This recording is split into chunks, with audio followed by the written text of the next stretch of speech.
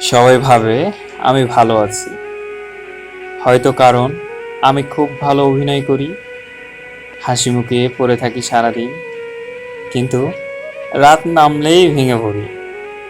মনে হয় না কষ্টেরও কোনো ভাষা থাকা দরকার, কারণ কেউ শোনে না, শুধু দেখে।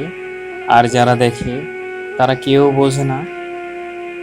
কখনো কখনো মন চায় সব ফেলে দূরে কোথাও হারিয়ে যায়, কিছু না বলেই, কারণ কথাই তো আর সব বলা যায় না। ভালোবাসা চাইনি, শুধু একটু বোঝাপড়া চেয়েছিলাম, কিন্তু সবাই চায় শুনতে, কেউ বুঝতে চায় না।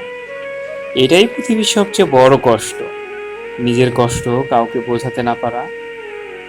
কেউ পাশে থাকে না, কষ্টের সময় যাদের দরকার হয় তারা তখন থাকে না। আর যখন হাসি মুখে ফিরি, তখন সবাই আমার কাছে আসে। আসলে কষ্টের কোনো সঙ্গী হয় না,